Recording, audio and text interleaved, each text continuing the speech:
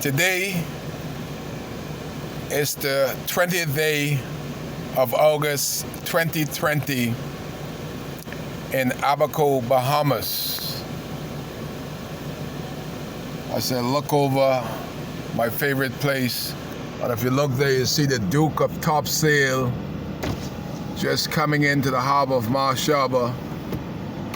And this is what we looks like in Abaco. Let the world see them building that bar down there, but the Duke is first class service. Every time I go to Nassau, I bring my stuff back on the Duke. And they don't pay me the advertise. I just like first class service organization. That's what Kai brings to the table. I know that in Dundas Town, the ones that act like they got some brain, they'll take your idea and run with it. They hear, they're listening very intently. If they get a whips of what your mindset is, they want to run with it like they're the original of the idea. It's just like Mackie Penn in Nassau.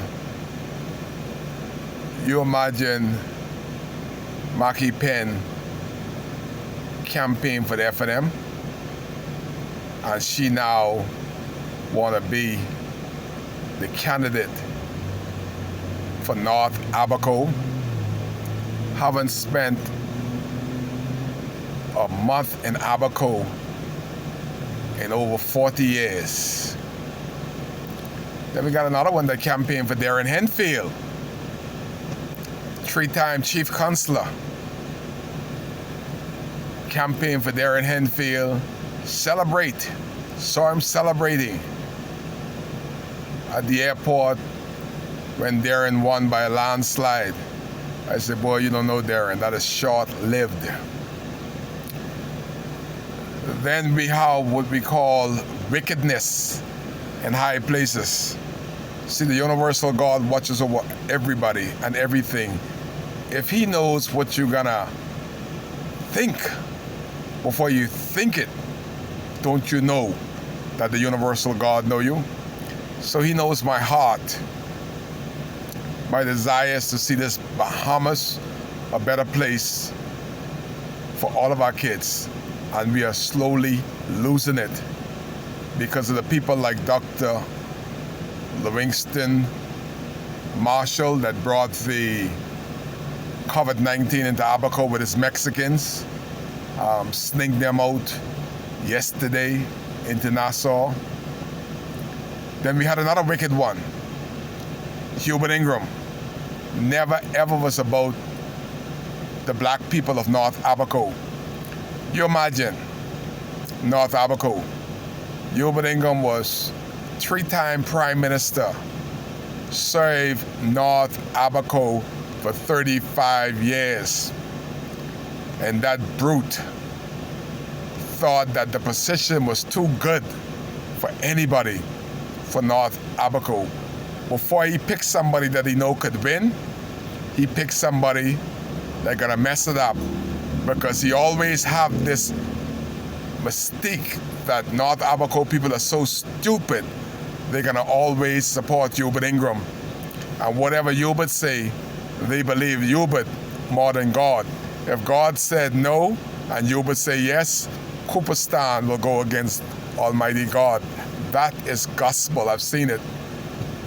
They said in Cooperstan, we ain't got to ask God who to vote for. God know we gonna vote for Hubert. That ain't got nothing to do with God. We gonna vote for Hubert. But after 35 years, Hubert couldn't find one person that he could bring to the table to support him. Isn't that ironic? 35 years we have put that brute and that bugger in the highest position in the land. And what we got to deal? He got more than him, his wife, and his kids could ever spend. But you know what? You know who's the most loneliest man that ever hit the office? Hubert Ingram. You imagine 35 years. Hubert ain't got 3 friends in North Abaco. Many of them are so naive, they would say Hubert is their friend, but they so unwise. Hubert don't consider y'all his friend. He used y'all and used y'all and used y'all, and y'all still call him your friend. 35 years, 15 years, have your friend sit down at your table and eat of your food. It's your friend.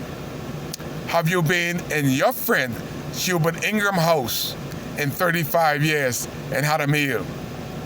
He used y'all just like a dirty rag.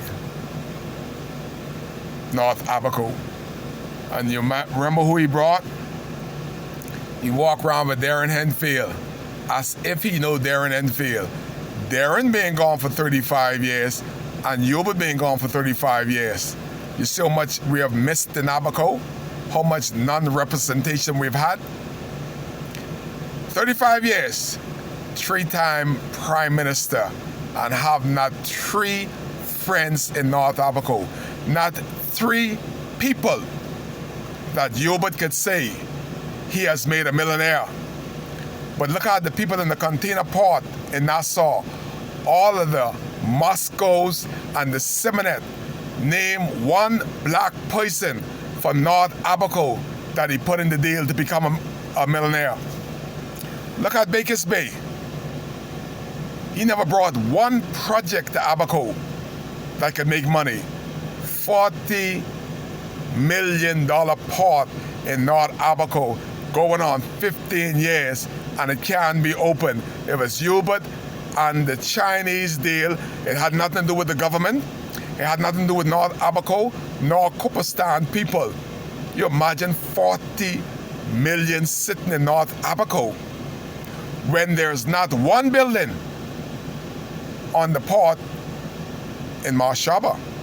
No custom building, no building to secure your goods, no building for the port manager of Marshaba, and the port bring in 1 year 160 million at an average of 60 million. September 1st will be 1 year since the port, the biggest money-making Abaco, has been destroyed, and the government, this weightless government called the FNM, has not sat down with an architect to put one temporary building.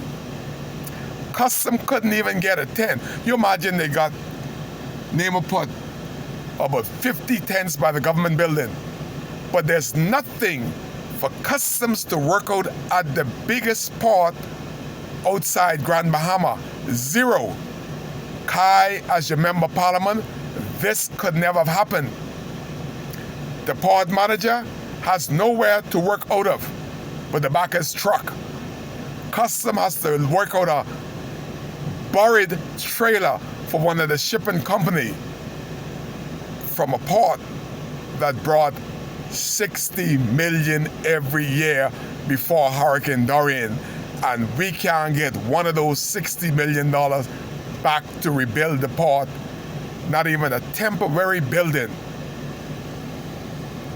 1 year later, because you have James Albury in the south bring a boy to do Edison Key job. Is James Albury doing a better job than Edison Key? And then you have Darren Henfield. Is Darren doing a job better than Renato Key? Renato? No. Darren is not doing a better job than Renato. At least we saw Renato here every day. But we can't even see Darren. We saw Renato doing nothing, but we ain't seen Darren doing nothing. That's ironic. We saw Renato. He wasn't doing nothing. But we can't see Darren, and he still ain't doing nothing. But the difference between Renato Curry and Darren Henfield is that Darren is a minister in this weightless FNM government, the worst government in the history of this country. But it's trends from your leader. Edison Key said 4 years ago, menace is not anybody that this government and the Bahamian people can trust. This is the word of a wise man. Edison served as a member of parliament for the PLP and the FNM. He knows politicians and politics better than Menace. And he told the country, he is not worthy of being trusted. You know how much COVID-19 that Menace caused to spread after he opened up Nassau? If it would have been done with the Negro poor people in mind, it would have been spread out.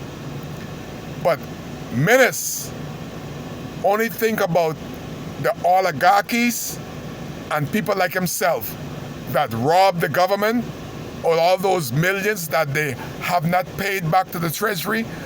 They're the people that in their big comfortable house and dare to speak on our rights, and they don't have the gall to pay back the country the millions that they borrowed. So they sucking up on the Menace oligarchies. Menace get a paycheck every year from the people for 3 years, besides the underhand dealing that he made for Baker's Bay in the amount of $25 million for the ferry deal. He could live and eat for the rest of life. He don't consider us, the black majority, as equal to him. He consider us as peasants. I told you a long time ago, the black racism, black on black, that don't think much about black, is the worst type of racism in the world. That is what we got in this Prime Minister. He thinks that he's better than the normal black person. That is why he shut us down and don't give a hell if we live or die, because him and his oligarchy and his high-class Negroes that have robbed this country, they're living comfortable. So once they could get grocery, he shut it down. Him and his people in Lightfoot Key, they could go anytime to the restaurant and the bar.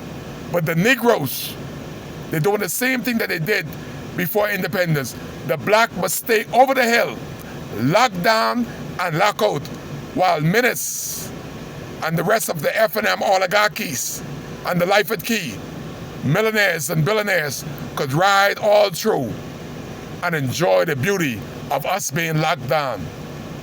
That's what I call wickedness in high places. But only the wicked will last for a season.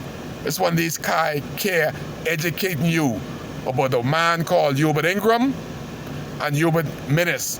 When he don't have that power, people will look down on him like they see dirt when they pass him. Ain't long now, he will be driving his own car and that power will be taken away from him because he's wicked and he's in a place of high places, and only the wicked will last for a season. His season is soon coming to end. You're live with Kai on WCAY, Kai Cares. That's why I'm telling you about the wicked prime ministers of this Commonwealth of the Bahamas. Don't give a hell about the Negro man.